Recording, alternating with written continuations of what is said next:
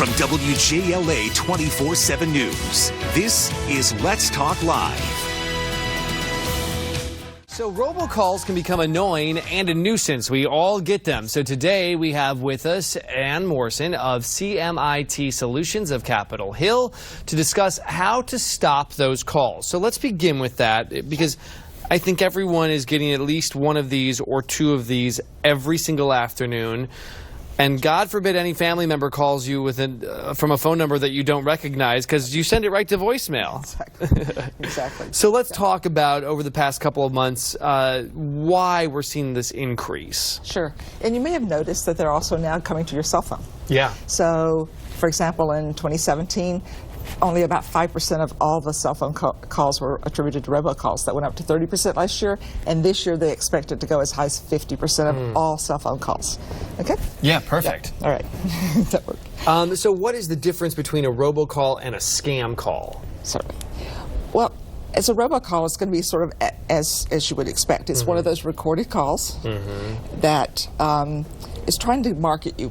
They're trying to get you to buy something. Sure. So they're going to give you options to, press 1 for a live person, press 2. Right. The scam calls are actually more likely to be a live person calling you, and they could be, for example, you've won a great prize on a very time limited. If you buy now, you get 50% off. They can be IRS scams. Say, yeah. IRS scams. Now, there are different kinds of robocalls. So the robocalls could, I sort of put them in 3 categories. So they're the bad ones, the annoying ones that are calling you all the time. The others are those that are exempted from the rules and regulations. Oh. So those people could be political campaigns, people who are from charities, banks, debt collectors. So if someone is calling you for that, if you're in a position where you're getting those kinds of calls, they cannot then upsell you their services to solve your problem. All they can do is ask you for a donation. Yeah, they can do. So the other one is the good callers. So I would call them the beneficial ones. So, for example, if you're on regular medication, your pharmacy may very well put you in a call cycle that reminds you to come pick up your prescription. Yeah.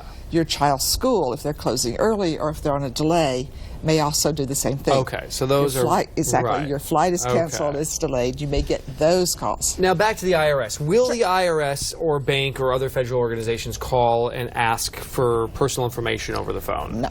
Okay. They will not. The bank will not ask for your PIN number.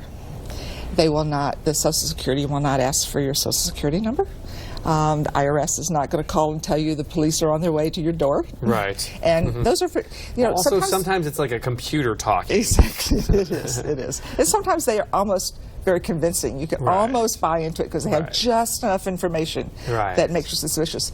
Do not fall for those. Don't fall for it. Don't fall for those. Exactly. Most important question I think we need to get to, because we're almost out of time. How can we stop these robocalls? Okay. You're unlikely to stop them all the time, but we can take steps to reduce those. Okay. Reduce the calls. So first, make sure you're on the Do Not Call list, the national Do Not Call list. Okay. That is donotcall.gov or ftc.gov. Okay. If you're unsure, because it's been around for a very long time, in anticipation of our visit today, I did that yesterday. Within a minute, I got verification that yes, my phone is on the national Do Not Call list.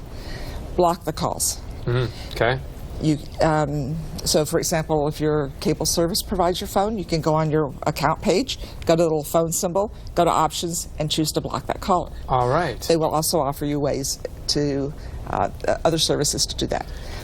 The other one, a very easy response, is use your Do Not Disturb button. On your phone, that's what it's there for. Absolutely. And real quickly, because we're out of time, don't engage the callers. Do not engage the callers. Right. Do not engage the callers, and look into apps. If it's too good to be true, it probably is too good to be true. It is too good to be true. It is too good to be true. Not probably. All right. CMITsolutions.com for more information.